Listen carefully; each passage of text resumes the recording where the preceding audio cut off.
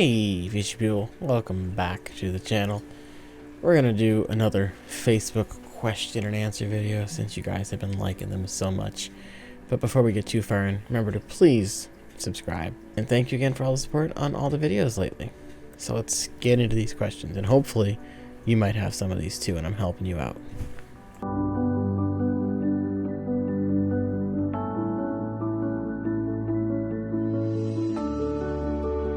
Alright, you guys know I couldn't do one of these without a beta question, and it's about sororities, which makes it even better.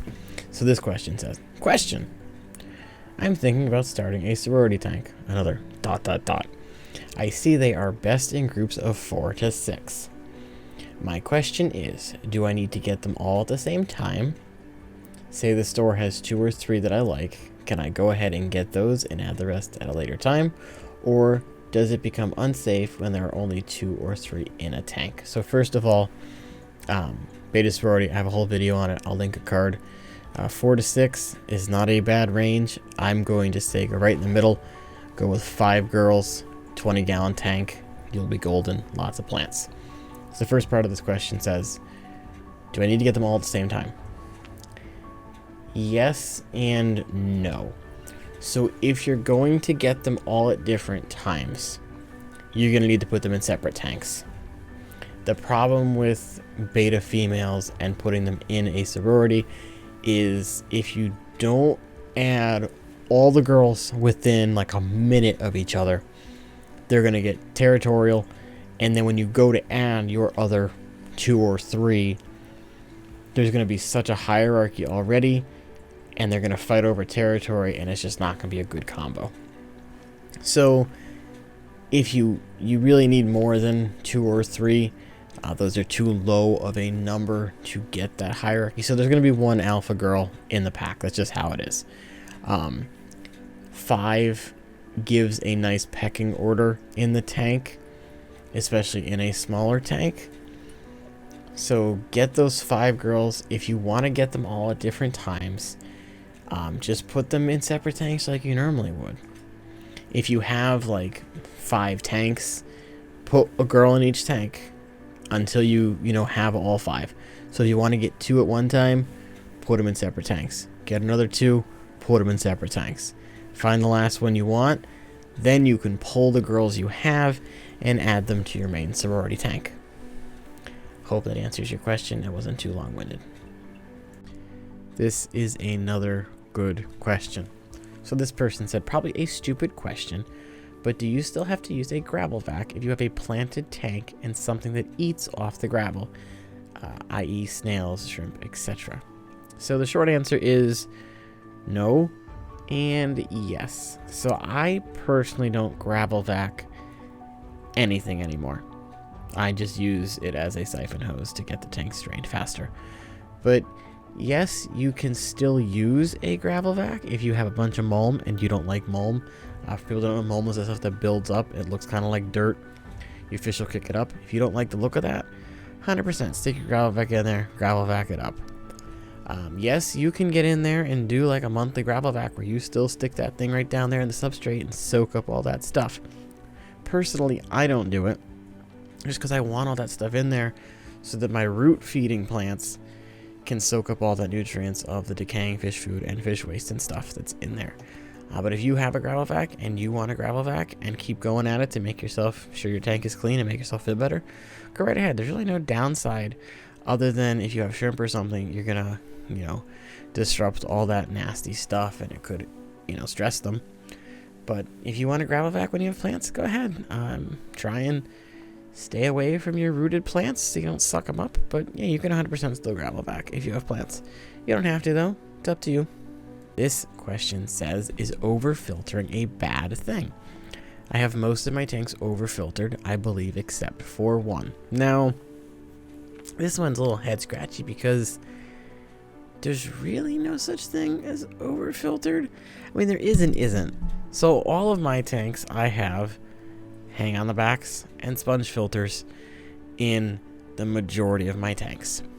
But my tanks are also really overstocked, and I mostly use the hang on the back filter to suck up anything closer to the bottom of the tank that sponge filter may not get. And what I do is I have the hang on the back on the right side and sponge filter on the left side. So I've got filtration on both sides of my tank just to make sure that anything's getting filtered out and there's not too much stuff floating around my water. I know depending on the thickness or the the coarseness, that's what the word is, coarseness of your sponge filter, it will clog quickly or it won't filter out those fine particles. So for me, I like using both the hang on the back and sponge filters so that I can have the sponge filter out most of it, and then I have my hang on the backs that have a finer sponge in them to filter out those finer particles as well. So it's really not a bad thing to overstock your tank or overfilter your tank, because you're always going to be, wanting to filter out the nasty stuff in your tank, and the more filtration you have, the better you can do that. And it's not really hurting anything, because your tank is going to eventually find that happy medium where all the levels are good. You do your required maintenance water changes, and you really kind of can just set them and forget them at some point. So I wouldn't say overfiltering is a bad thing, especially if you're like me and have extremely overstocked tanks. Like I have a 10-gallon with me next to me. It's got 6 Danios in it. It's got gourami, a betta, and 5 Cory cats, which to most people will tell me that tank is overstocked. But it's got a 15-gallon hang on back and a 10-gallon sponge filter. So technically on paper, I have more than twice the water volume for filtration, and I've never had a problem with that tank. And especially if you start adding plants in, they're going to be a natural filter anyway, on top of the already natural filtration that you'd have on the gravel and everything else. So I'm going to say no, it's not a bad thing to overfilter your tank. Alright, this next question says, what is y'all's opinions on slow release feeders for when you go on vacation? I remember looking at these things and thinking, this is a giant brick of food. You know what? I'm going to show you guys what they're talking about. 1 second. Boom. There it is. So this is what they're talking about. This is one of those disc foods that you can get at the pet store. It's basically like they take their food and they just kind of compress it into a disc, and it's supposed to be like a 3, 4, 5 day feeder. Throw it in your tank and the fish can slowly nibble on it. Now, my problem with these is, if you've ever held one, they're kind of hard as a rock. They just kind of sit in the tank, and the fish don't tend to like them. So I've had not very good success with these things. I tried it once a long time ago. Fish did not like them. I've tried like the pleco briquettes that you can get, the shrimp ones that are like the banquet, and again, they kind of just sit there. The plecos never touch theirs, the shrimp never touch theirs. The snails will eat it, because the snails will eat anything. But so for me, I'm gonna say these are a no. Just feed your fish before you leave, depending on how long you're gone. Thank you for watching the video. I hope maybe I answered some of your questions that you might have had that people hadn't answered yet. Please remember, as always, to like, comment, and subscribe on the video if you have not already. You can go the extra step and ding that notification bell as well if you choose, so you know when I get upload. And if you have any questions that you want answered in this series, leave them down below in the description so that I can pull some from YouTube videos too and answer those. And as always, thank you again for watching, and I'll catch you guys in the next one.